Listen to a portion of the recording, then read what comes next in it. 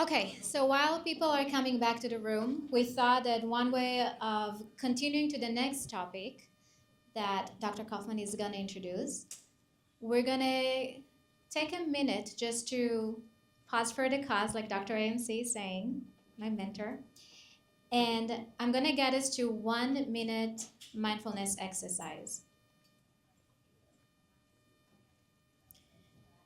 Let's pause together for a moment. Take one slow breath in and one slow breath out. Notice your body here, supported by the chair, by the ground. That stability connects you to this present moment. Now bring your mind to one person or to this very group you feel connected to. With your next breath, slightly offer, may we feel safe. May we feel supported. Take another breath in and let it all out. Carrying with you this sense of connection to yourself, to each other, and to the world. Thank you so much for coming back and joining us. My name is Dr. Caroline Kaufman. I'm a psychologist and a researcher affiliated with McLean Hospital and Harvard Medical School in the Spirituality and Mental Health program, where my work looks at the intersection of religion, spirituality, adversity, and mental health. And I also have an area of research in anti-Semitism and Jewish mental health. This next area is close to my heart. It's very important to me.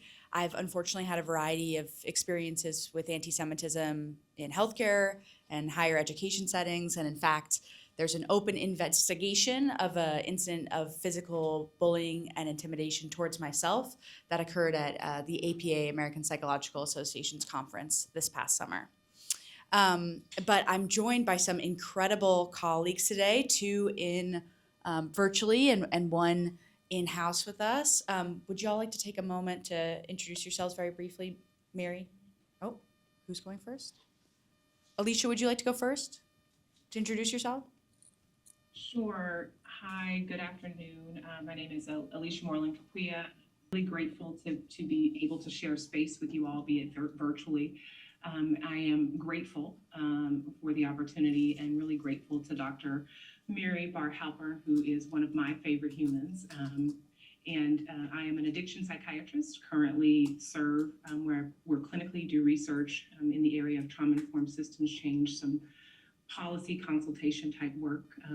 Also a professor at Harvard Medical School and with Oregon Health and Science University. I'm really grateful to be here with you all today. Brandy? Hi, good afternoon. I'm also very happy to be here with you guys. I think this is an important conversation that needs to be had. It's long overdue. I currently serve as the Director of Education and National Security with the Foundation for Defense of Democracies, which is a Washington, D.C. based nonpartisan think tank. By trade, I'm a social worker, and I've worked with victims and survivors of domestic violence, sexual assault, and child abuse. And I'm Miri Bar-Halperin. I'm the Director of Trauma Services and Training at Parents for Peace. I'm a clinical psychologist. My specialty is trauma. I am not an expert like Caroline on anti-Semitism. Wow. I became somewhat of an expert about the traumatic invalidation and the mental health aspect of anti-Semitism and radicalization and violence-based crime. Thank you so much for those introductions. So I'm going to ask our experts some questions. Miri, I'm going to begin with you. Your work indicates that the invalidation or denial of experiences of anti-Semitism exacerbates distress. How might that play out among Jews in healthcare settings? Okay. So first, I think we need to unpack what does it mean. Traumatic invalidation is not a concept that I coined. It's by amazing people, better than me, Dr. Marsha Linehan, Dr. Melanie Arnay. They talked about it quite often. In the concept of trauma, I was just the first one to apply it with my colleague to the Jewish community. And basically it means that when you're sharing your pain or your emotions or your thoughts or your experience, the environment or people that you care about their reaction is either ignoring or criticizing or blaming or denying your reality. There's actually 9 criteria of traumatic invalidation. And our research shows that the Jewish community post-October 7th meet all 9 criteria of traumatic invalidation. So I know this from my practice with the regular trauma patients. And what happened after October 7th, I started hearing it from a lot of Jewish colleagues and a lot of Jewish patients and just the Jewish community in general. And there is a double burden for the Israeli community, which we can talk about separately.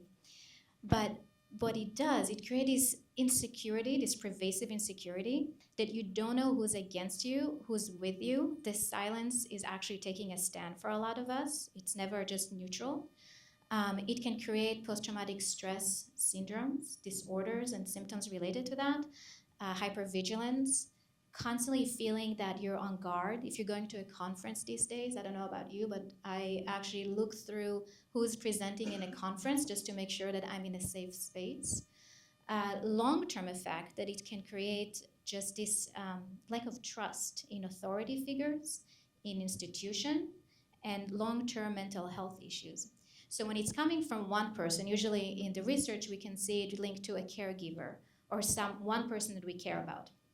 When it's becoming a systematic invalidation, it can really create this life or death feeling, this existential crisis, because as human beings we need our groups, and when the group is rejecting us, then we really feel like that sense of who am I in this world? In an anecdote, it makes you feel like you're going crazy. I don't know about you, but a few weeks after October 7th, I felt like everything I knew was true, everything I grew up on. I'm an immigrant from Israel. I moved here in my late 20s. I felt that everything was a lie, and maybe my reality is wrong. And I had to go doing a really deep dive, actually reading books, not just TikTok and social media, but actual books just to prove something that I knew about my past. And that's what traumatic invalidation does. It really takes away your sense of identity in a way. Thank you so much, Mary. Brandy, this next one's for you. We've been talking a lot today about training and education, particularly in healthcare, and it's very clear to us that anti-Semitism is occurring in healthcare spaces. But for you, to your knowledge, is it also occurring in training programs and educational settings, even K-12 settings?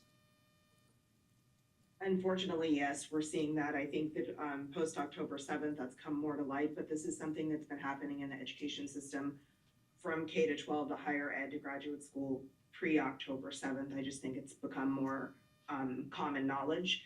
And partially, I think one of the issues that many people have in recognizing anti-Jewish bigotry is that it doesn't always present that way, or it's embedded in a program that a school may have had going on that seems innocuous, but unfortunately, because of the underlying ideology, it leads to anti-Jewish bigotry. Thank you so much, Brandy. Alicia, this next question's for you.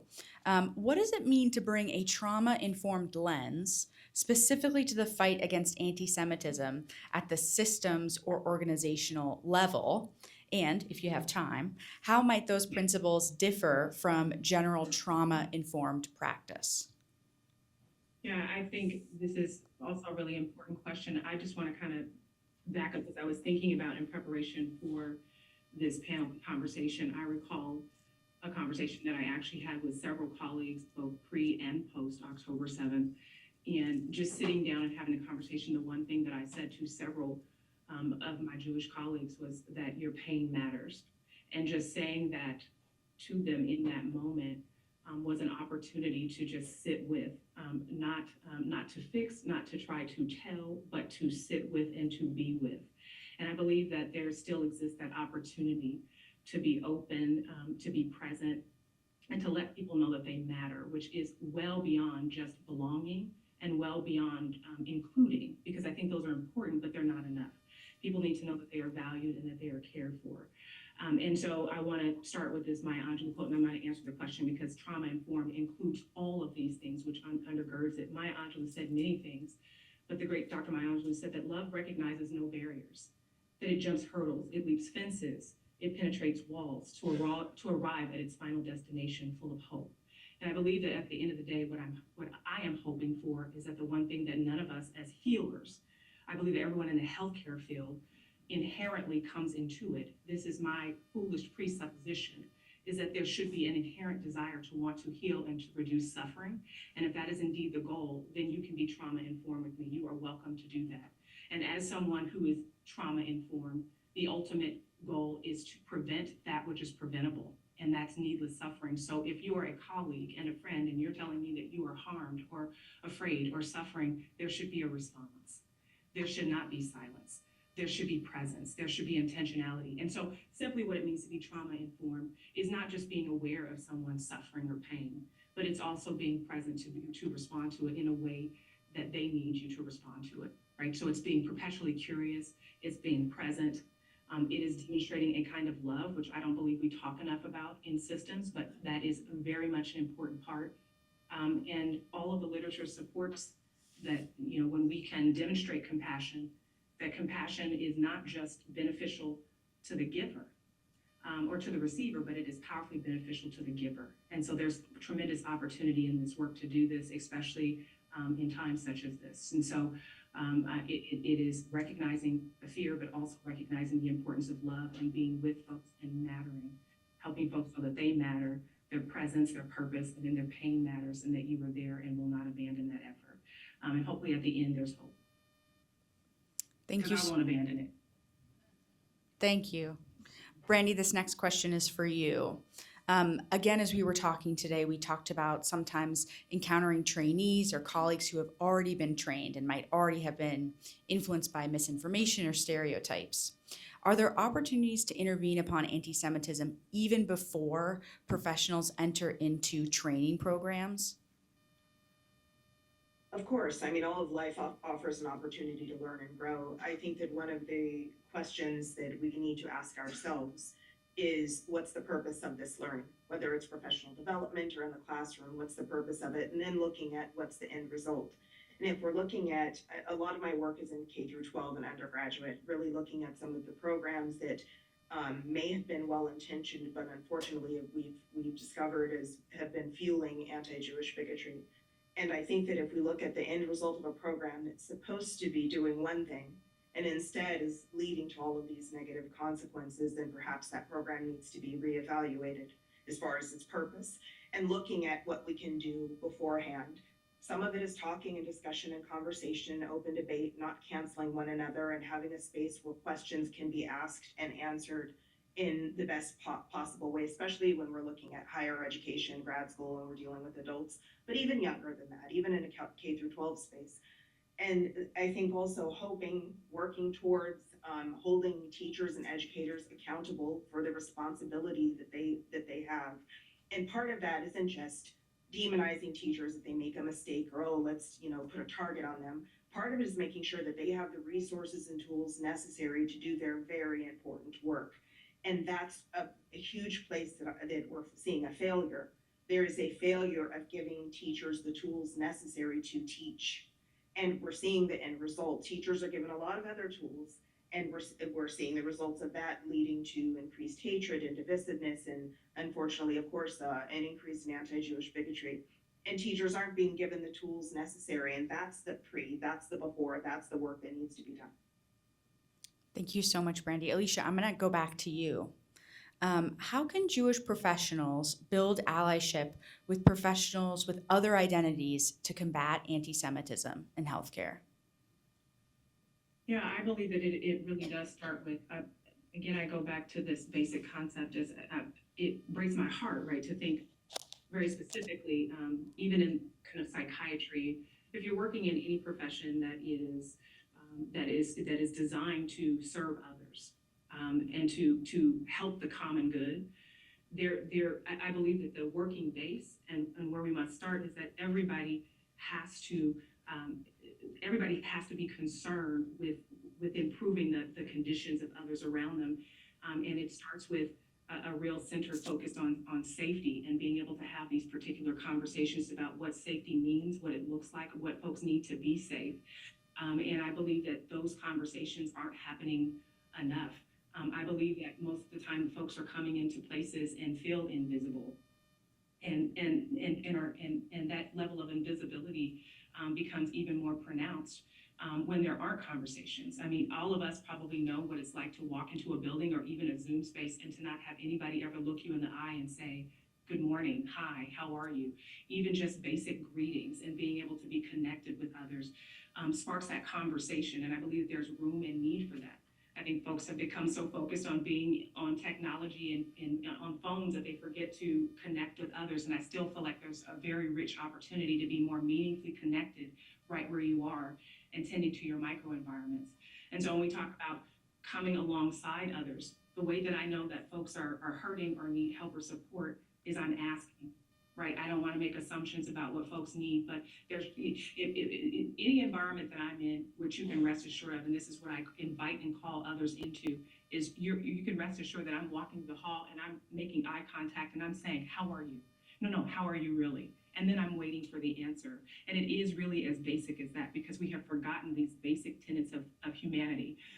To be able to walk by someone who's literally on the ground hurting, I see it every day. But in healthcare in particular, and I just want to be very, very clear, I have a working expectation. I'm calling us to a higher standard in healthcare. And that higher standard is, if you see someone on the ground, we don't just walk by. We stop, we pause, we ask. And if I don't have the resources, then at least I'm going to sit with you till I can call 911 and get somebody there. Do you see what I'm saying? We don't leave people in the conditions that they're in. So for me, the highest human call still very much remains love. There has to be some compelling desire that pulls us toward one another, and to say that level of suffering, if I can just my small little part reduce a little bit of suffering in the person next to me, then I'm going to do that. But it starts with being perpetually curious. It starts with pausing and saying, hello, how are you? It starts with waiting for the answer, right? And so, as basic as it may seem, that these are some of the basic tenets of what it means to create community, to maintain community, and it means that everybody in that community, especially, and I want to highlight this, in healthcare, because you are a healer, and inherently in that healing space, there has to be the higher call. I don't expect anything less. So when I hear of your incident, Caroline, and I'm just remembering, like, we shared the Zoom room in for leader program, and I was always impressed. I was like, okay, well, look at, now you big boss. Now I see you. I know you're like, well, I don't feel that way, but I see you. So it's important, right, to take that time to know who people are, what they're doing, what their interests are, what drives them, and what you can do to support that. And it's those levels of interaction that become so incredibly powerful and foundational, and models what I believe everybody is looking for. Nobody wants to be alone. Nobody wants to be invisible. And we have an opportunity to really help that in the most basic of ways. Can I add something to that? So Dr. Ames, you're actually one of the only people who contacted me after October 7th outside of my Jewish community. And I think to your point about how we need to kind of like raise the bar, the problem that I'm seeing is not only can I reach out to the person who is on the floor, how to reach out to the invisible people who are afraid.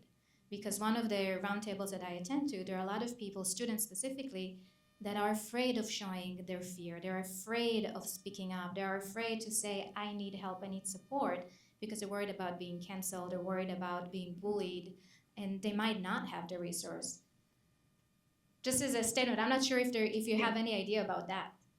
Yeah, you know, you can ask me anything and I will always answer.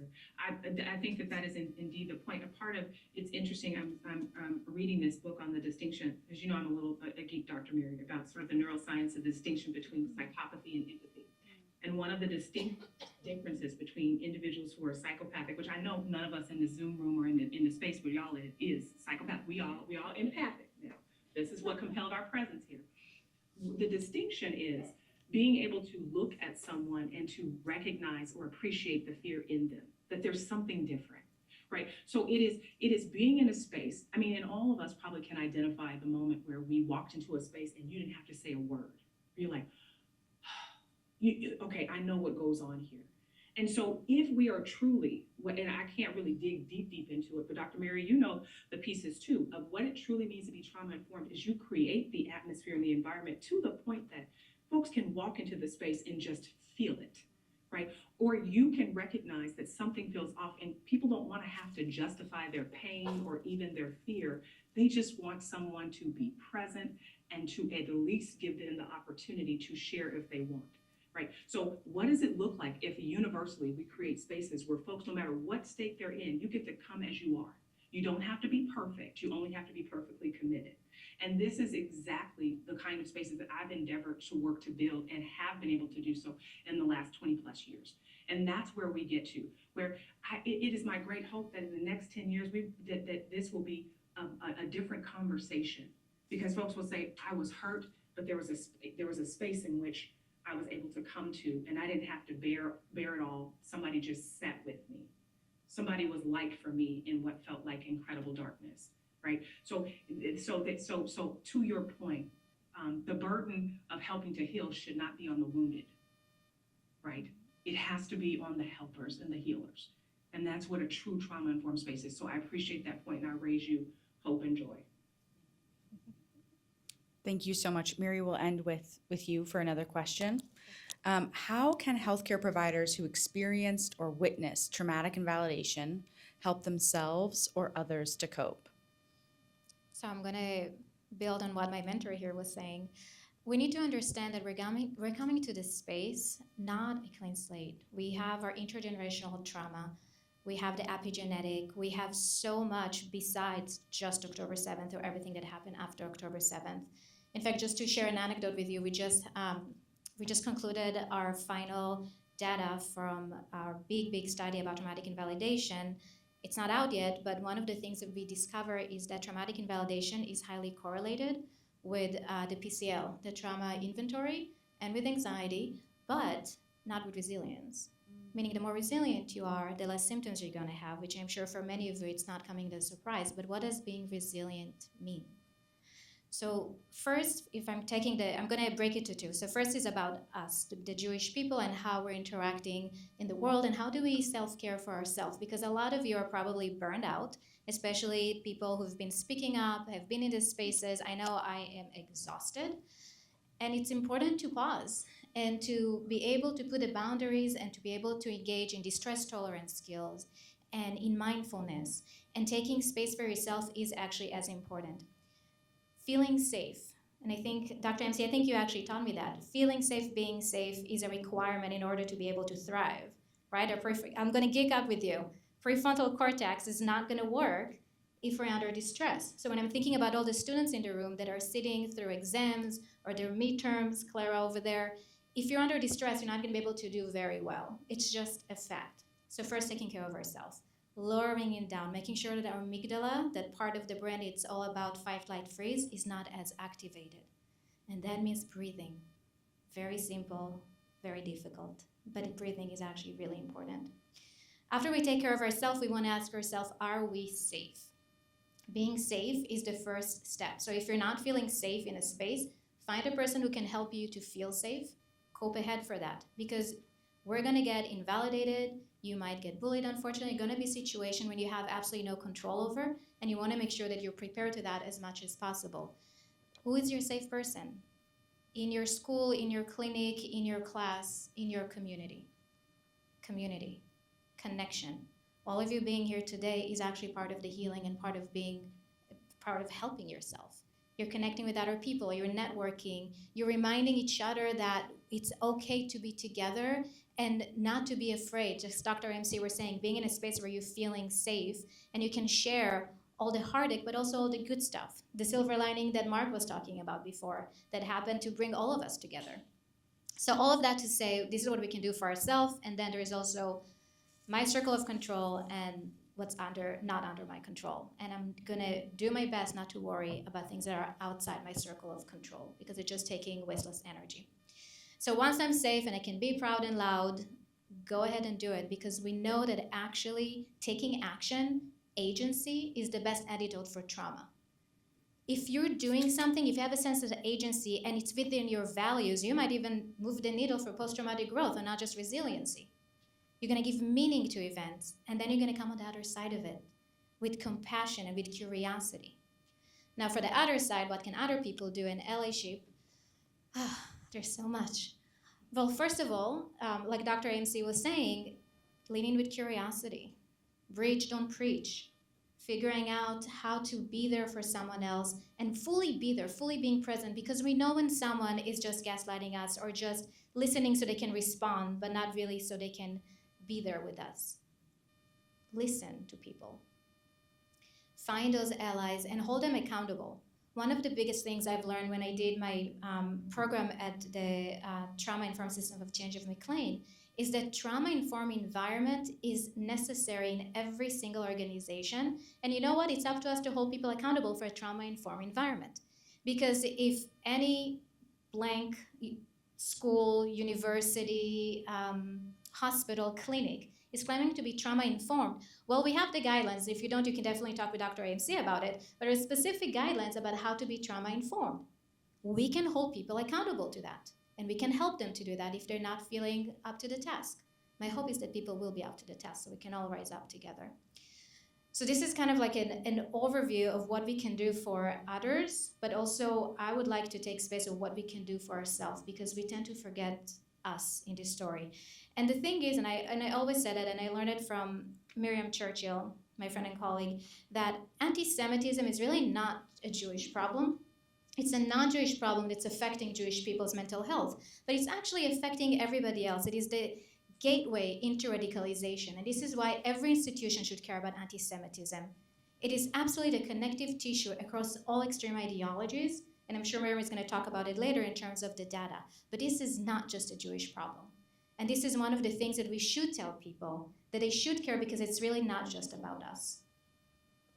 Thank you so much, Miri. Thank you, Brandy, and thank you so much, Alicia, for joining us today.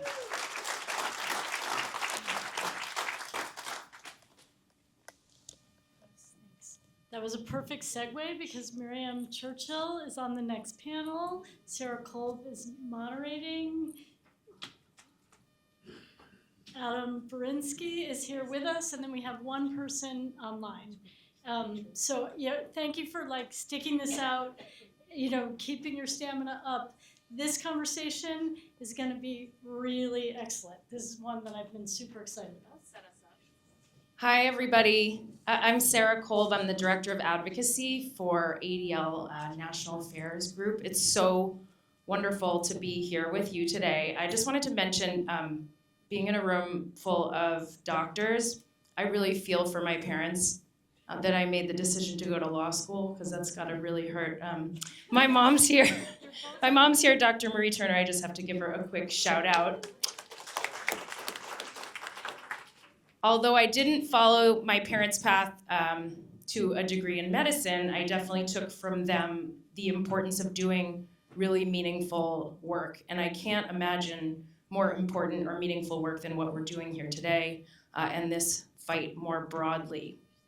A few people have mentioned today this issue of sort of the challenge of anti-Semitism, that it's like a virus constantly mutating and reestablishing itself to address the particulars of the moment. And I think for that reason, it's so important that we focus on evidence-based approaches to fighting anti-Semitism.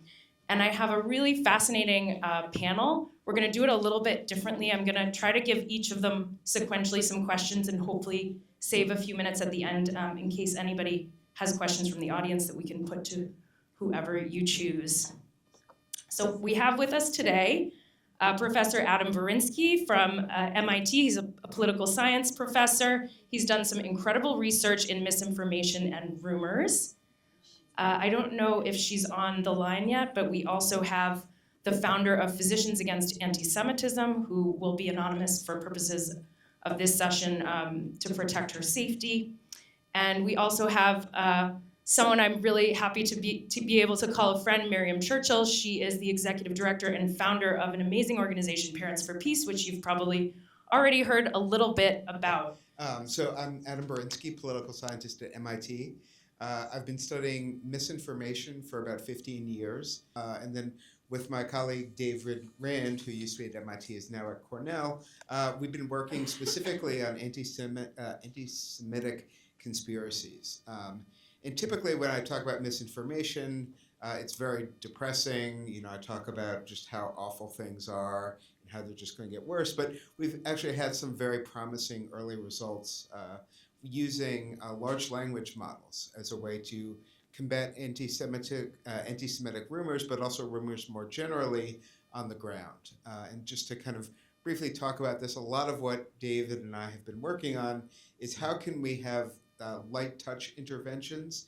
So a notion of, when people are sharing misinformation on social media, how can we get people to stop and think for a moment before they share something? So for those of you who were on Twitter back when it was Twitter, it used to be if you wanted to share a story that you hadn't read, it would ask you, are you sure that you want to share this story? It didn't tell you not to do this, but it gave you that moment to think. And so a lot of what we've been doing are these light touch interventions, but what's very exciting about the technology of artificial intelligence and these large language models is that we're able to scale up kind of deeper interventions. And so in the experiments that we've run, we ask people, we give them a list of conspiracies.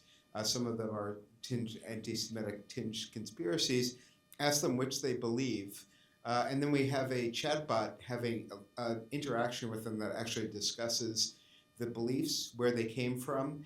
And what we found is that we're able to move these beliefs in a way that we couldn't do as kind of with these lighter touch things, that we're able to move not just beliefs in these specific conspiracies by about 10 percentage points, which that might not sound large, but from a social science standpoint, that's a huge effect that we're able to do that, and that it's durable, and that most importantly, it doesn't just affect those specific conspiracies, but conspiracies that are related to that as well. And so kind of more general anti-Semitism. So, typically over the last 15 years when I've been talking about misinformation, I say, wow, it's a big problem. And people say, but what can we do about it? I'm like, well, good luck. But, here what's nice is that we're actually making progress on this. And again, I'm happy to share these results. We have a paper, but there is a lot of promise there coming from technology to push back against this misinformation. One thing that I noticed when I read your work was that the conversation that AI was engaging in was pretty respectful. It tended to start with, I can see why you might think blah, blah, blah, because X, Y, Z. And for many of us that are sort of experiencing the targeting and the hate, it can be really challenging to engage in that kind of respectful dialogue. And I'm curious if you think that aspect had anything to do with the results, or if you've thought about that.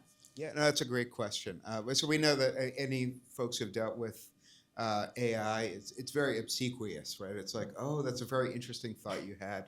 I'm sort of reminded of, actually I was talking about this the other day with someone, I'm a parent, my kids are older now, but sort of thinking about talking to kids when they're younger, right? That your instinct is no, that's wrong. Why are you thinking that? But then realizing no, show them some respect, show them that you understand. And that's very difficult to do interpersonally. I'm terrible at it. But the nice thing is that having these large language models to be able to program to have that kind of conversation that it might be difficult for people to have is very important. I think that's one of the exciting things about these LLMs is the ability to scale up, sort of having thoughtful conversations that are very difficult, that you need to have very well-trained professionals to have that. But the ability to kind of get that at a large scale, I think, to me, is very exciting. So I get to answer I'm an academic, so, you ask me a simple question, I'll talk for half an hour. But Same for lawyers. Right, to get back to that. But you guys bill better by the hour than we do. So, but I will say that sort of looking back at this, I think the important thing is that having that conversational tone, and I think what we can take to everyday life is that respectful engagement, which is an important part of this deep process. But the nice thing is that we can have computers do that for us rather than trying to find the right people to deliver those messages. Another question I had was, I think the results you saw were pretty significant. Did you do any testing whether those results sort of hung on over time, or whether people needed kind of a booster shot, if you will? Yeah, no, that's a great question. So a lot of social science experiments that we do, we measure the impact immediately, right? So we measure your support for these different conspiracies. We have that conversation. Then we re-rate your belief in those conspiracies. And, typically we can find that there is a very large effect. But you raise a great point, which is, how long does that last? So you leave the conversation, you go into the world, you're engaging with the same sort of sources, you're engaging with the same kinds of people, that we want to have something that's durable. What we find is that it's not perfect. It doesn't, so that 10-point on average movement that we find, a couple of weeks later, if we go back, it's still 5 or 6 points, right? So there is a decay, but it still sticks around, which again, sort of from a social science background, that's really exciting to find that something that is not just large, but large enough to be durable. Now, the question is, how can we move forward with that and sort of thinking about reinforcing? You mentioned like a booster shot there. A worry is that, so I guess now I'm going to veer into like the not, like maybe a little more depressing, is thinking about moving forward, thinking about how we can scale this up. That a lot of this is the new technology that people are not familiar yet. It's sort of with chatbots, but they're becoming more familiar. And the worry is that over time, will they sort of tune them out? Sort of like, oh, we have this again. So, I wouldn't say that even if it does stick around, we've been trying to think about ways that we can have different tacks and to have something that's a little more durable there. I have another question for you, but I'm actually going to save it and start to weave our other two panelists in to the conversation. So we have the founder of the Instagram account Physicians Against Anti-Semitism on the line. I don't know if, I'm sure some of you. Okay, sorry about that. I didn't get the memo. Miriam, you founded this incredible organization that interferes with and disrupts radicalization and supports families whose lives have been touched by this hate and this extremism. Could you talk a little bit about how you came to sort of embrace the Jewish community and be such a powerful advocate against anti-Semitism? Yeah, sure. So don't let my last name Churchill mislead you. It's my husband's very English last name. I am just like Soraya and Farhana. I was born in a Muslim country, and I come from a Muslim background.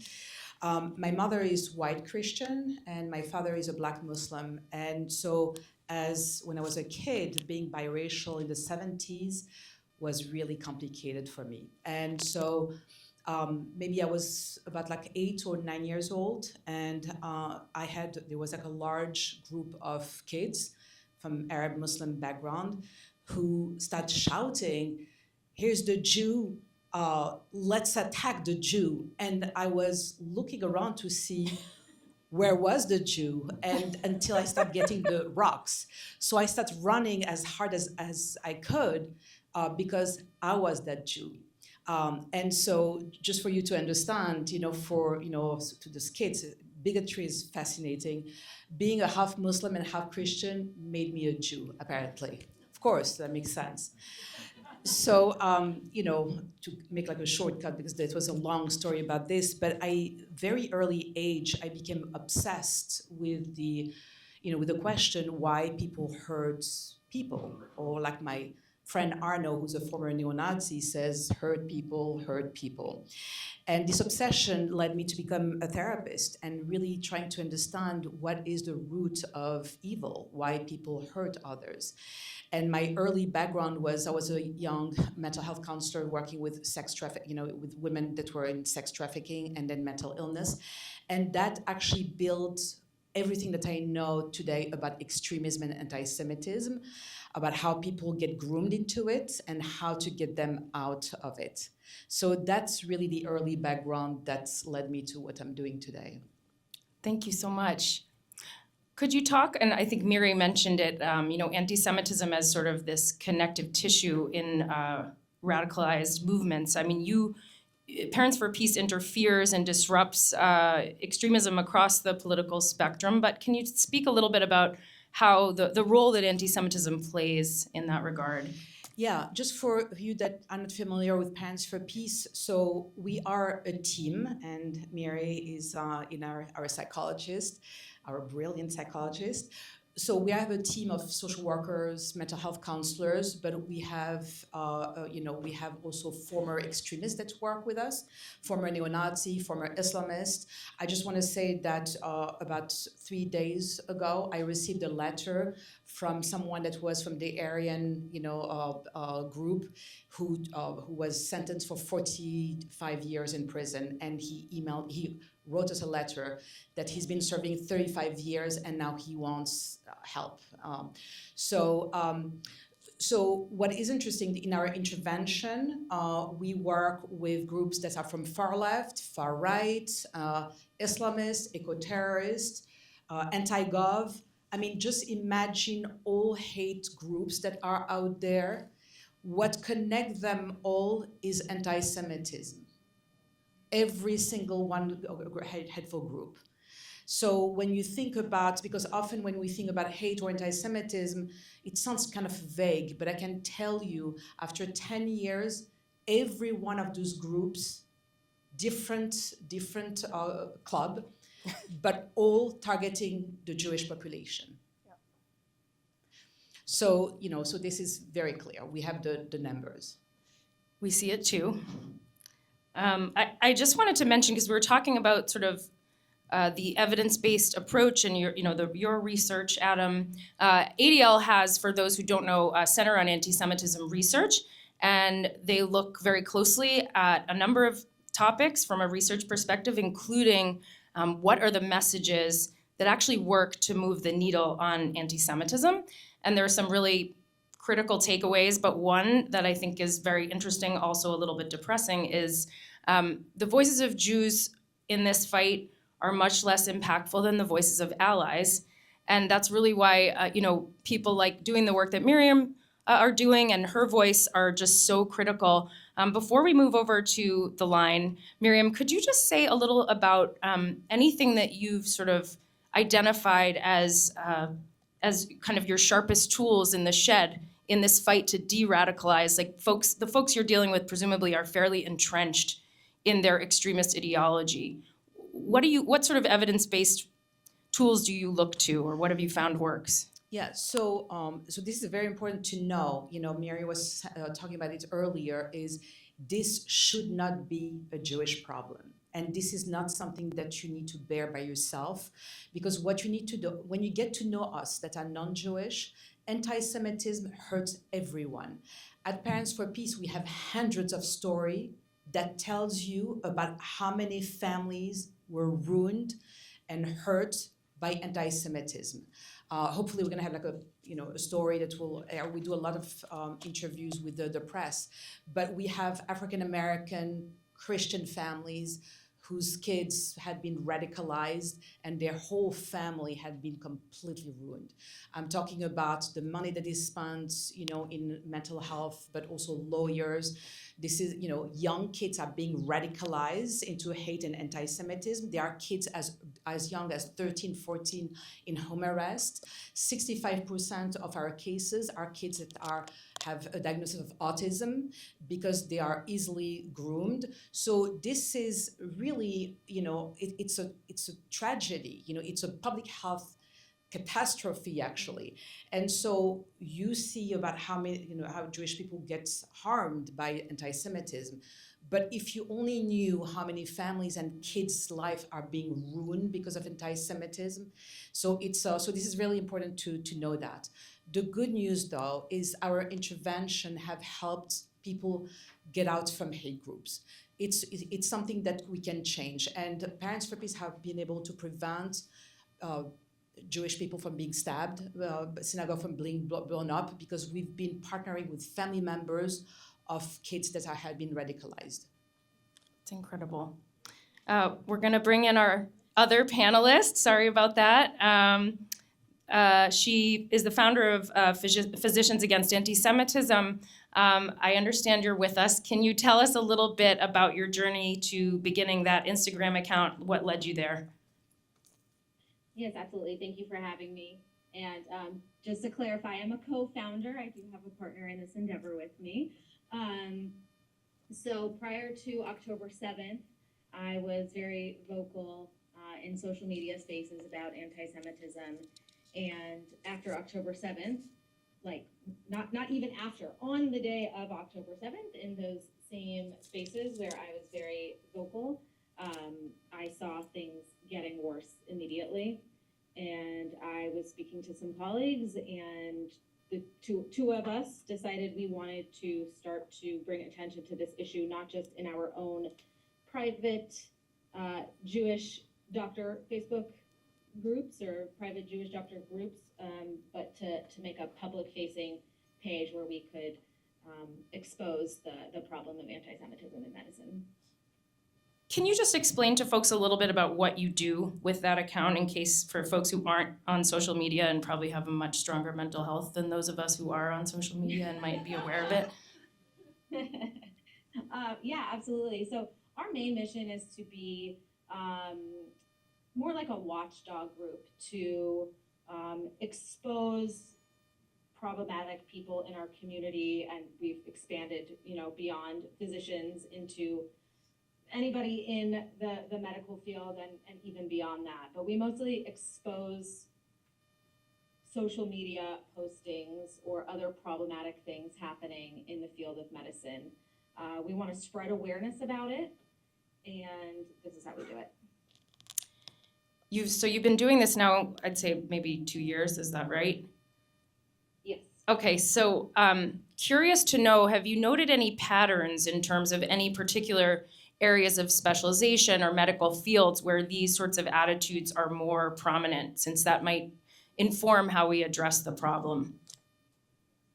Yes, I will say that most unfortunately, the biggest problem is amongst people in the mental health field, whether it be psychiatrists, therapists, social workers, and the like. You have some dark and- laughter in the room, just in case you couldn't hear it. I'm sorry, some what? Some dark laughter about that fact, just I'm sure, little gallows people humor. have seen that as well. It's very, very unfortunate because, these are the people that we as Jews might turn to for help in our own personal lives. It's hard enough as it is to reach out for help, but to call a therapist and get help with what's going on and not know if you can trust them. Or I've even, heard of people say that they've encountered, a negative space within their own therapy session, and they've had to start all over with a new therapist. It's pretty terrible. And then interestingly enough, the other one that I feel we see a lot of are dentists. I can't explain that one, but I happen to see it more often than you would expect. I don't know about, I'm not gonna touch the dentist one, but on the psychologist front, do you have, I know that you're not like studying this, you're just sort of observing it in terms of what people are sending you, but do you have any kind of hypothesis on why that might be in the psychology realm?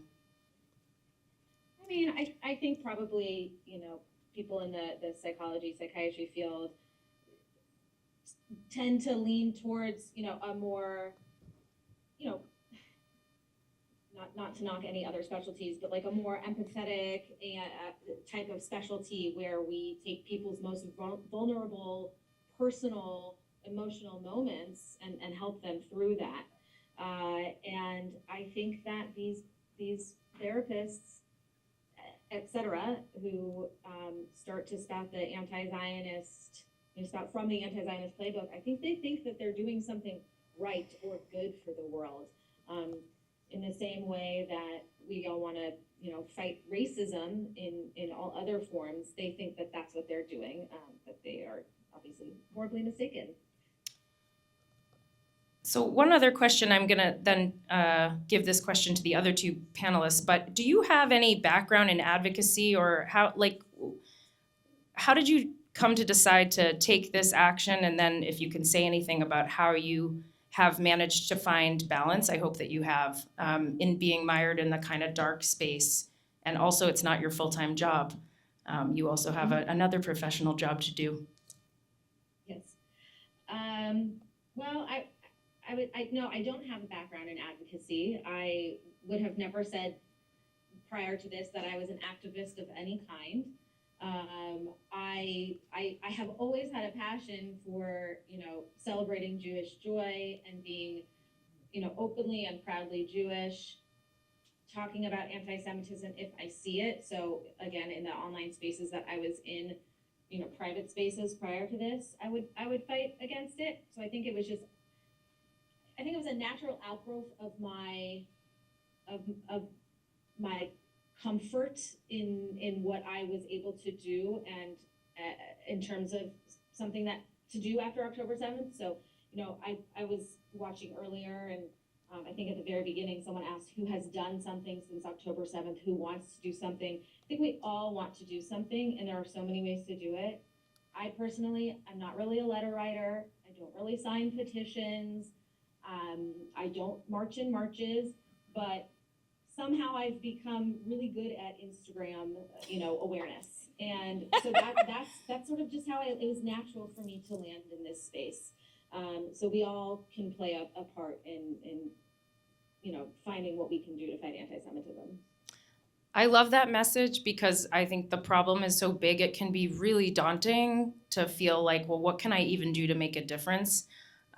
You chose something that works for you. I was mentioning earlier the research that our Center on Anti-Semitism Research has developed on the Voices of Allies. If you do nothing else but share social media posts, think about that and share the voices of allies instead of, or in addition to, Jewish voices, because we know that makes an impact.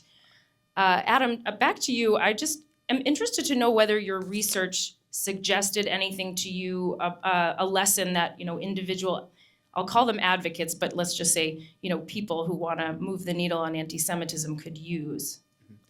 Well, first, let me just say that that this research was funded by ADL, and we work closely with the research team, and they do really fantastic research. I encourage everyone else to check that out as well. So I would say, in terms of takeaways, I guess get yourself a bot that can kind of scale yourself up. But I think the other work that I've done on misinformation, I think, is applicable here. That I found in other sorts of rumors and misinformation. We found that it's very important to separate the message from the messenger. So thinking about, for fact-checking political misinformation, it's important to have fact-checkers, professionals who can tell whether or not a claim is supported by the evidence or not. But they're not necessarily the best people to deliver that message, right? Instead, we want to have people who are speaking against their apparent interest or who are credible in other ways. I think a very similar lesson is here. So it's not just bringing in allies, but it's thinking about targeting messages to different communities and thinking, for that community, who is the best person to deliver this message? Who's going to bring the most credibility? Who are these folks going to listen to? So I think that I would say that that's a takeaway, is that it's that we want to think about sort of fighting misinformation, fighting rumors, fighting these anti-Semitic conspiracies, but bringing in other people to help us make that argument, I think, is a really important part of it. Thank you so much. That's critical. Miriam, and if you don't like this question, you talk about whatever you want to talk about, but I'm just curious to know, given that we're dealing with anti-Semitism in healthcare, have your experiences suggested anything to you in terms of a path forward for what is really a pretty systemic problem in healthcare pretty broadly? So I can't really answer that completely, but let me tackle this question a different way. For the past 10 years, we saw the problem happening. It was like a tsunami that was about to hit us. We saw it happening in the school system. We saw it happening among, by the way, not to point out, but social work, our world, who's really making things difficult. But here's what happened. During COVID, when Joe Kennedy was a congressman, I begged him to introduce us to the Congressional Health Department because I was telling him our kids are being radicalized and it's really bad, and COVID made it worse. And so COVID happened and he lost the election, so it was complicated. But here's the thing, for the past 10 years, the people that have reached out to us to train them to see the early warning signs are the law enforcement, the FBI, the sheriff, all the law enforcement. And it broke my heart because we have been trying to knock at the door of pediatricians, medical doctors, psychologists, psychiatrists, to kind of warn them, to say there is something really bad happening to our kids. We see it happening. Nobody took us really seriously. When October 7th happened, our team wasn't surprised. That wasn't surprised, you know. So there's only today, and I'm thinking like I'm speaking to people, you know, like a room full of healthcare specialists. And my really call to action to you is, we need you. You know, we are doing this a lot, and the people that have an appetite to hire us to train them and to see the early sign, how to stop radicalization and anti-Semitism before it starts, it's that you need to know the signs. You need, and they are not obvious. So when you're not educated, you don't know how to stop something that you don't understand. Law enforcement and us have been working really well together, but what a shame, because many of those kids that are being radicalized are probably your patients. So, so this is really a call to action. One of the problems is when we work all in silo, then we work in our little groups instead of putting all together, whether you're Jewish, non-Jewish population, but different part of society. This is a whole society approach, and we need to think about it that way. No more of just the group of Jewish people trying to figure out on their own. We have to stop doing that. I'll just be really interactive here to say, I know we were running over time.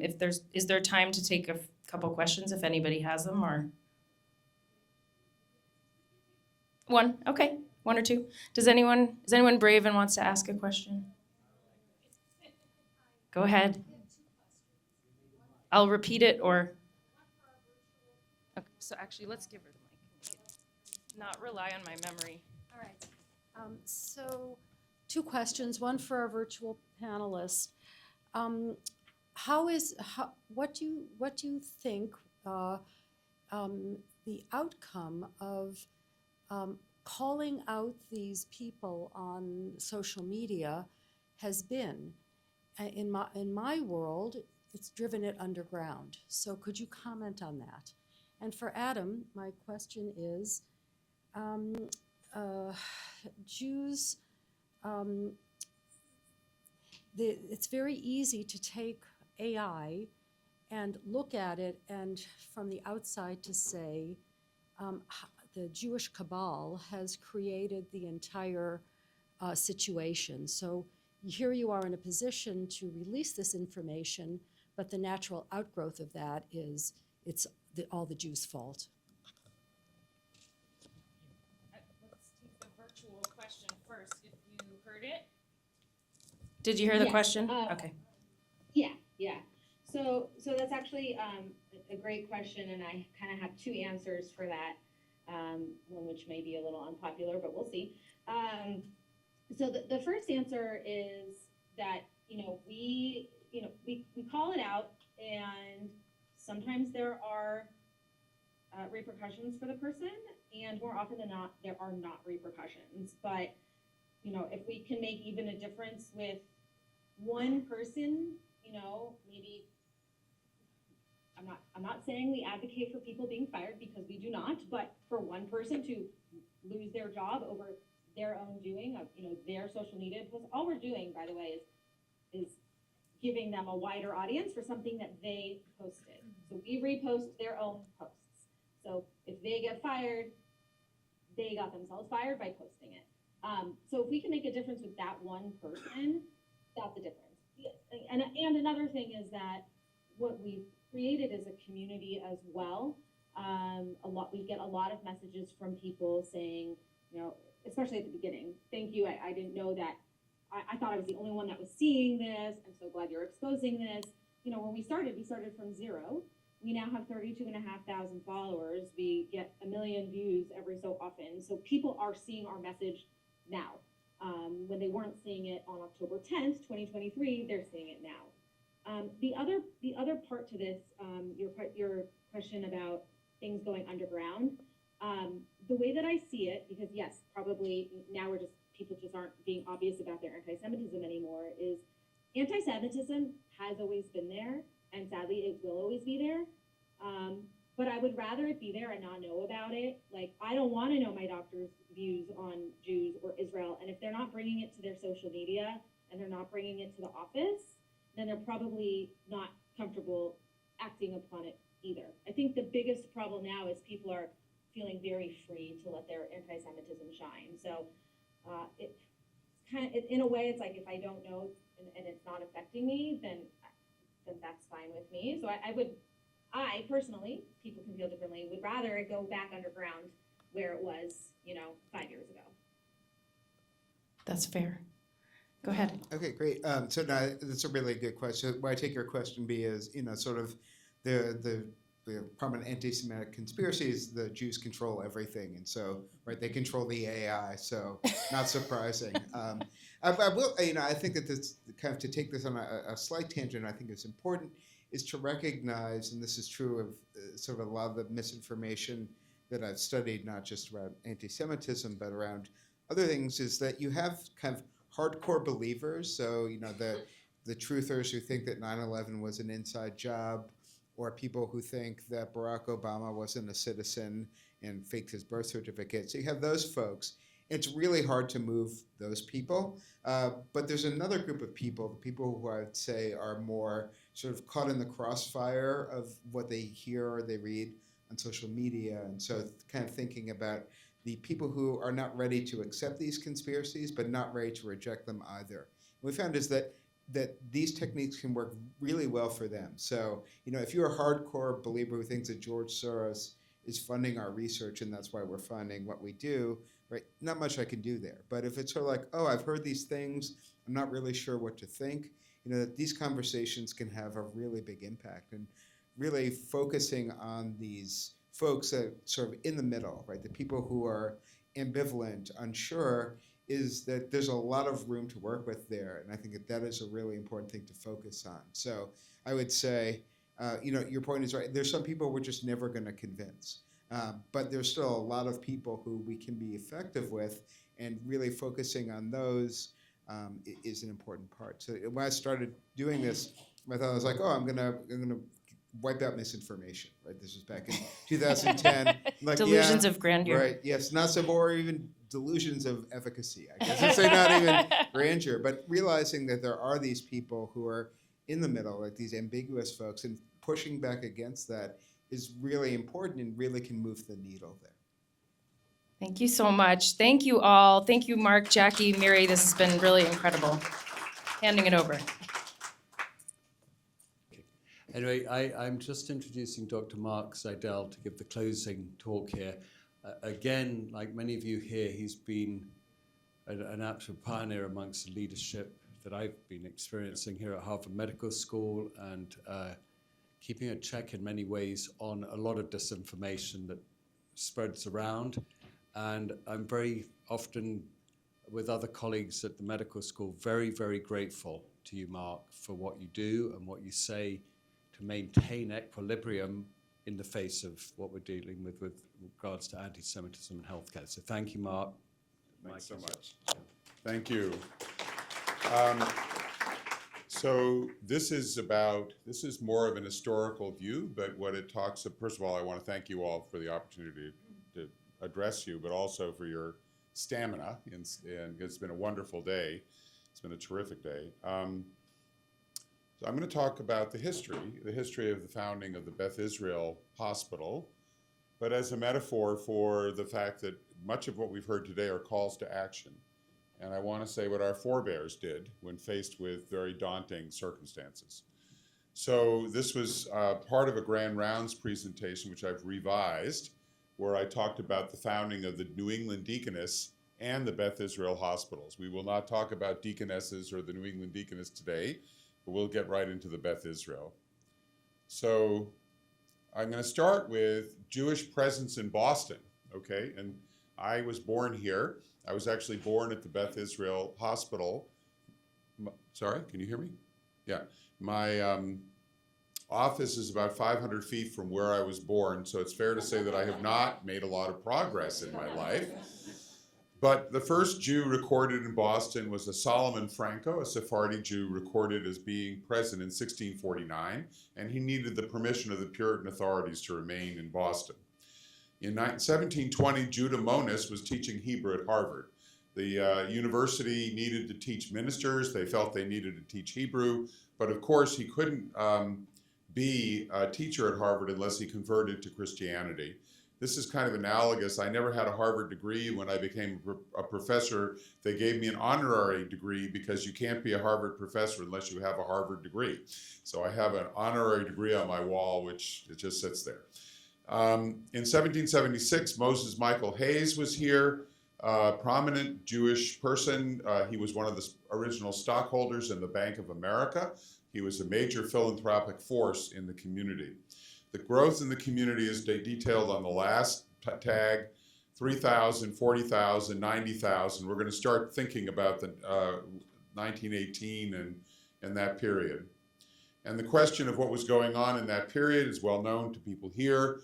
The Pale of Settlement, which was referred to from the 1500s when the Polish rulers welcomed Jews in.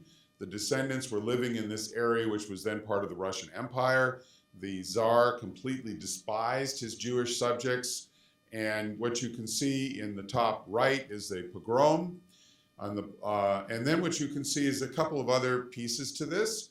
A political cartoon from the time, Teddy Roosevelt chastising the Russian monarch for the oppression levied on the Jews. Why was Teddy Roosevelt interested in this? Because of the man below, Jacob Schiff, who was a prominent banker in New York, and whose brethren were prominent bankers in Germany. And on the lower right, I've put two other things. I've put the Battle of Fukushima, which is the battle between the Japanese and the Russians in the Russo-Japanese War. Russia wanted to be financed for its war. The Schiff led a boycott of financing Russia for its war, and in fact lent money to the Japanese. Two things resulted. One, the Japanese won. Secondly, if you look at the bottom right, the Protocols of the Elders of Zion was composed by the Tsar's people as disinformation to attack Schiff and company because they had backed the Japanese. Schiff was awarded the Order of the Emperor of various classes in Japan, and it is thought that one of the reasons the Japanese were well disposed to Jews in World War II was their memory of Schiff and the fact that they prevented Jews from ending up in the Holocaust. I say this to give you a general sense of the world at the time. And they were coming because of all of the pogroms and all of the horrors going on in Eastern Europe. So the Jewish community at the time was trying to respond to the needs of an impoverished immigrant population. Earning a living, learning the language, continued anti-Semitism in America. Jewish professionals could not get appointments at other hospitals. Jewish patients were not welcomed. Jews spoke Yiddish and there were no interpreters. The food was not kosher, and there was certainly a lack of cultural sensitivity. Otherwise, it was a wonderful environment to be cared for and a wonderful environment to try to practice. And so there were also, of course, the impact of anti-Semitism on opportunity. There were quotas that were being established on Jewish student admission to elite institutions. This related to the eugenics movement. And this is Abbott Lawrence Lowell. You couldn't possibly come up with a name that was more indicative of his background. To prevent a dangerous increase in the proportion of Jews, I know at present only one way, which is at the same time straightforward and effective, and that is a selection by a personal estimate of character, meaning that there would be an interview and we figure out if you're a Jew and we wouldn't let you in, or if we were going to let people in, we were going to let only a few in, okay? And so that was directly going on at Harvard, and at the time, we of course, as a people, have had a real history of terrific doctors. And in fact, in the Muslim world, Jewish doctors were recognized as being terrific. Now, on the left of this slide, I have a painting of Jewish doctors from the Muslim era in Turkey, in Adrianople. some years ago, I visited Topkapi Palace, and there was a painting in there of two Jewish doctors to the Sultan. I went to look it up online today, and that has disappeared. I don't know what happened. Maybe the current regime is not happy about that. And then, of course, on the right, I have Maimonides. But we knew that we could be really good doctors, even if we were being discriminated against. So the result was, here's one result. This is Middlesex University, which was founded and was on the grounds of the current Brandeis University, right? And it was a university that accepted everyone. So here is their requirements for admission. The School of Medicine is coeducational, and the course leading to the degree of Doctor of Medicine is open on an equal basis to both men and women. The selection of students is based upon merit and priority of date of application. Matters of race, religion, social position, and geographical distribution are not taken into consideration. They had to say that because every other medical school had a different view. And I have a picture below of A. Stone Friedberg, a very famous physician at the Beth Israel Hospital. He made it into Harvard College, just beating the quotas. He applied to Harvard Medical School, having had a distinguished academic career, and he was informed by the admissions office that he could not get in because there were only going to be 8 Jewish students in the class of 150, and he was number 9. And therefore, he couldn't come. This was explicitly stated in his letter. So he went to the University of Chicago and became a Harvard professor anyway. Probably because he went to the University of Chicago, but who knows. At the same time, our community, and this is an example, today is an example of this, and we're in the lineal descendant of many of these organizations. In 1864, the United Hebrew Benevolent Association, and notice this one, the Hebrew Ladies Sewing Society, were formed. I'm sure the Sewing Society did an awful lot more than the other one, but that's the name. There was an industrial school to help train immigrants, the Free Burial Association and Hebrew Sheltering Home, and then, of course, the Association of Jewish Philanthropies, which became the Combined Jewish Philanthropies, whose building we're in right now, okay? There were a lot of philanthropists. I'll name one. This is Louis Kirstein, who chaired Filene's and created a national chain of retailers. He lived a long life. I have a few of the charities that he contributed to, including, of course, Combined Jewish Philanthropies. And we have a building on our campus, the Kirstein Building, which was in fact the dormitory for the nursing school, which was founded because if Jewish people wanted to be nurses, they had to go to a nursing school at the Beth Israel because they would not be accepted elsewhere. And of course, they got great training there. There's a context here. These are, this is just a small list of the Jewish hospitals founded in all of these other cities, Mount Sinai in New York, Einstein in Philadelphia, Sinai in Baltimore, Montefiore in New York, National Jewish Hospital Denver, Cedars Sinai now, Los Angeles, you get the list. Why were all of these hospitals founded? Because in every single one of these communities, Jewish patients were not welcomed in the other hospitals, were not treated well in the other hospitals, and Jewish people could not become professionals in the other hospitals. So this was going on all over the country. And I would submit that this is the most American response you could possibly have. There's a problem, we get together as a group of Americans, we argue and we figure out what to do and we fix it. And that is exactly what these people did. While the Beth Israel was developing, there remained a constant drumbeat of anti-Semitism. Here's Henry Ford getting an award, the Grand Cross of the German Eagle, from Nazi officials. The bottom picture shows Henry Ford meeting with Hitler. And he bought this small newspaper called and he called it the Dearborn Independent. It was hardly independent. He controlled it. And you can see some of the headlines. Jewish jazz, moron music, okay? The peril of baseball, too much Jew. I mean, can we be more explicit? This was being published, and these newspapers were present in every Ford dealership around the country by mandate from Ford himself. And that's what we were facing. On the left is Father Coughlin, who gave nationally broadcast speeches on the radio about how horrible Jews were and how they were responsible for all of the world's problems. And then we have this, Breckenridge Long, a eugenicist from the South, rampant discrimination in hiring, real estate, and social interactions, and he closed the doors to immigration. So when Jews, the original plan that the Nazis had was to kick the Jews out, take their property and kick them out, but no one would take them. Breckenridge Long actively inhibited and blocked the immigration of hundreds of thousands of Jews. And it is fair to say that he murdered hundreds of thousands of Jews. And we should just remember that that's the case. Okay, so the Beth Israel and of course the Deaconess were the first to open their doors to everyone, regardless of race, ethnicity, or economic status. That relates to the founding principles of the hospital. Having experienced discrimination and callous indifference, the founders were adamant that patient care will be of the highest quality and will reinforce the dignity of every human being, regardless of their background.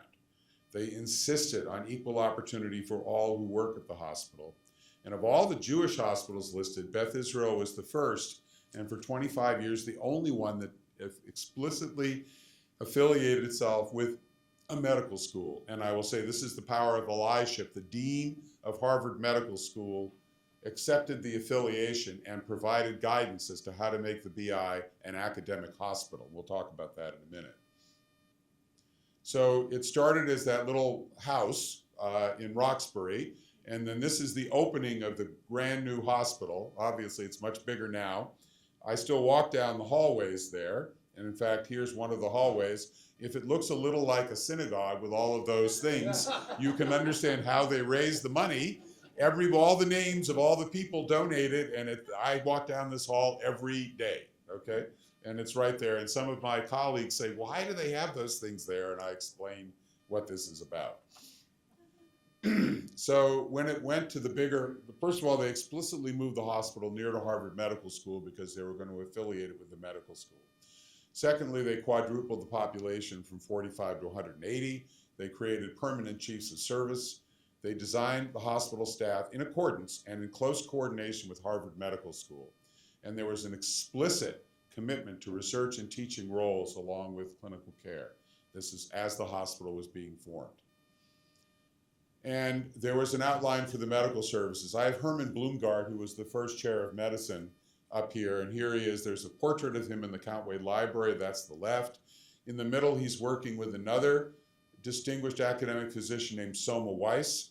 Those from the Brigham will recognize who Soma Weiss was. Soma Weiss's original first papers were done at the Thorndike Laboratory with Herman Bloomgard, measuring what was called the circulatory time. They shot radium into here, they detected when it showed up here, and this was a measurement of cardiac output. And there's a classic series of papers from the two of them in the Journal of Clinical Investigation investigating this, using this technique. So when Bloomgard came to the BI, and he was probably the most prominent academic physician of his generation coming from Harvard Medical School. He had trained in England and had to do research. The service was responsible for research work and teaching of HMS students, as well as for the care of patients assigned to it. Laboratory and teaching space, as well as a research budget, were provided, and this was mandated by the medical school for the affiliation.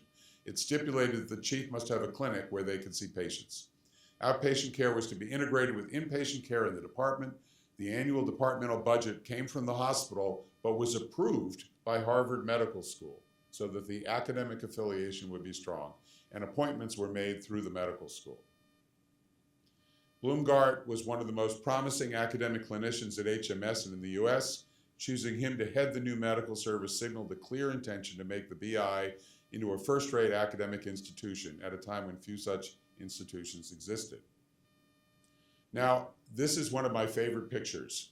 This is the first annual meeting of the Department of Medicine, a dinner, and Bloomgard is at the head of the table. Now, I will comment on a few things. All the people in this picture, of course, are men. All of them are Jewish, and the vast majority of them could not go to Harvard College or Harvard Medical School because of quotas. But now they are Harvard professors. So where are they? They are in the Saltonstall room of the Harvard Club of Boston. You cannot find a better bastion of Yankiness than the salt and stall room. They are sitting there in their tuxedos with a very nicely set table, and I assure you that almost all of them grew up in kosher homes. And if you look carefully, you will see that on their plates are oysters. Because Harvard professors eat oysters. Therefore, they're going to be Harvard professors, and they are eating oysters. I'm not sure they're eating the oysters, but they will be served oysters. And this is all part of joining Harvard and being part of the family. But again, this is another form of activism. Damn it all, we're Harvard professors. We're going to act like Harvard professors, even if it's a little odd. Okay, and then there was initial research that was in the setting of all this anti-Semitism and all the rest of it, with A. Stone Friedman and Runwell Schlesinger, Maurice Zoll examined and a young Maurice Zoll, Bloomgard examined the recovery of dog hearts from coronary occlusion. This is the fundamental work behind stents. Okay, all of those papers were the reason that we now stent patients. It was done in dogs. They developed isotopic thyroidectomy for the treatment of congestive heart failure and its use for thyroid cancer.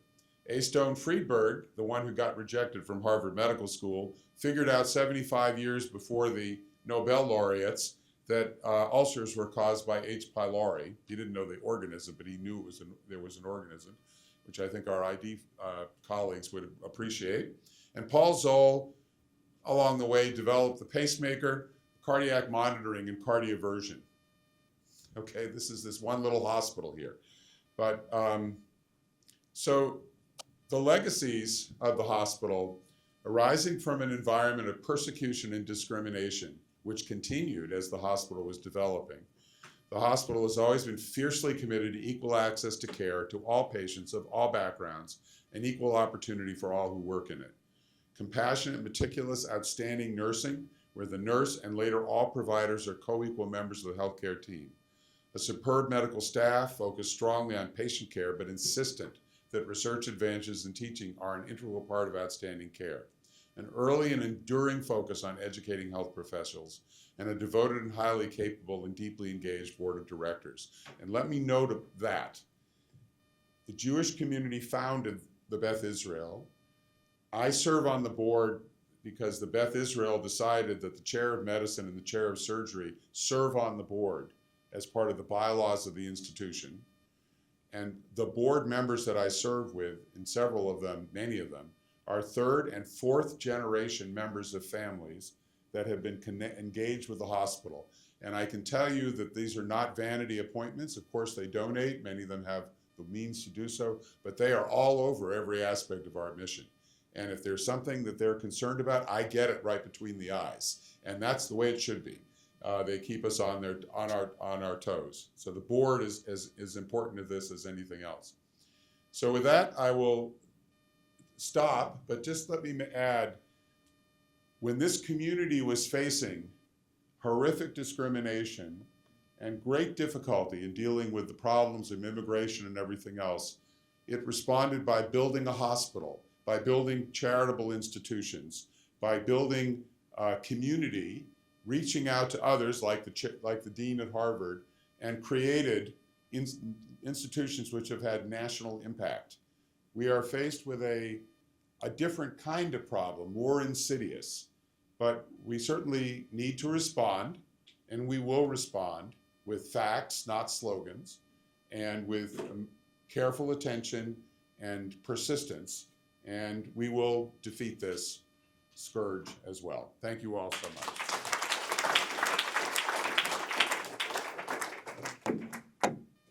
Yeah, no, thank you, Mark. It was wonderful and inspiring, and it actually speaks to building things when you think all around you is a flame, and I think that's an important component of what we need to think about doing, is what can we build? And in fact, all of the amazing groups that sponsored this are part of that building that supported what we're doing, and we're trying to build them.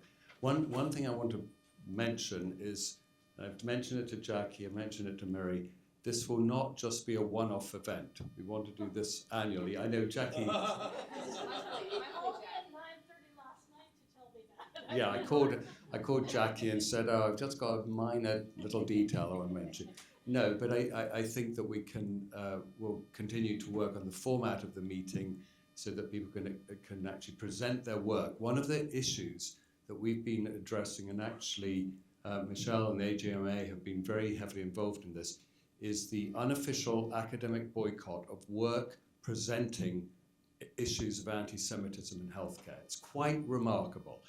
We put together a perspective piece and submitted to some high-ranking journals on anti-Semitism in healthcare and got back a range of commentary that would make your eyes bulge. It's personal, non-scientific, political, you name it.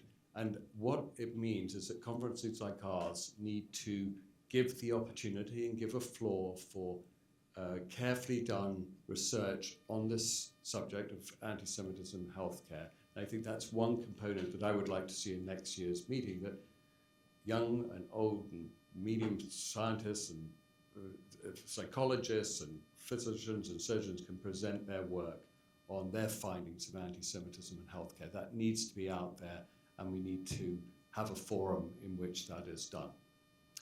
So over to Jackie. I just want to say thank you to all of you. I mean, everybody was so engaged, and you stuck it out for, we went way over time. This will not be the last that you hear from one another. It won't be the last that you hear from us. We have plenty of follow-up that we'll be sending. I had hoped to do a resource, page, but we will do that, post hoc and make sure that everybody who's on the list gets a resource page, both of all the groups that have been here today and help make this happen, but also of articles and other information that will be valuable. So thank you, thank you, thank you. The only thing I would add, if you have 1 minute, we would love to just hear from you. So Dimitri will take videos if you have time, just to say one thing you're taking out of this conference, or you can find me and I'll do it on my my cell phone. But thank you so much for being here. And I would say this community is power, which means we can help each other. Just like Beth Israel had an entrance, we need to help each other. We need to work with allies. So reach out to each other. Part of the aim of the goal of this conference is also the networking. So take it as your action item. Perfect. Hi, I'm Sherry Ross. I'm a pediatrician. I'm the Director of Medical Outreach for the Center for Combating Anti-Semitism, a division of Stand With Us. And I'm thrilled and honored to have been able to participate in this conference. It was just incredible to me, the energy in the room, the number of advocates and people active in this fight against anti-Semitism, both Jewish, non-Jewish, in all fields of healthcare, and it was incredibly inspiring to hear from all these wonderful people and to know we are not alone. So a few takeaways from today. I think it's really important that we learned that it's incredibly important for the Jewish community, specifically the Jewish community in healthcare, to stand up, to stand tall, and to stand together. And that means joining communities like the American Jewish Medical Association. I think we've also learned that we have tools in our favor. We have the law. We have organizations that are here to stand up for us. We have mechanisms and technology that can help us with our arguments. We need to rely on those and leverage them. And we also know that there's an incredible attention being paid to this problem of anti-Semitism in healthcare. We now have a coalition of organizations, in addition to the AJMA, like ADL and Brandeis and the Jewish Federations, and Stand With Us, that are seeing this as a major issue and all bringing their strengths and their capabilities to the problem. And then finally, I think it's really important to recognize that the best way to fight anti-Semitism in healthcare is with Jewish pride and excellence. And we have a brilliant community to do that. Hi, my name is Dr. Elise Park. I'm a clinical health psychologist at Mass General and co-founder of the Mass General Brigham Jewish Employee Resource Group. I actually was not involved in the planning of this amazing workshop, but I was a participant. And my takeaway is engaging allies. I learned so much today about different organizations that we can help partner with to help leverage their expertise on interventions that we can do to fight anti-Semitism, particularly in healthcare. Thank you so much for coordinating this today.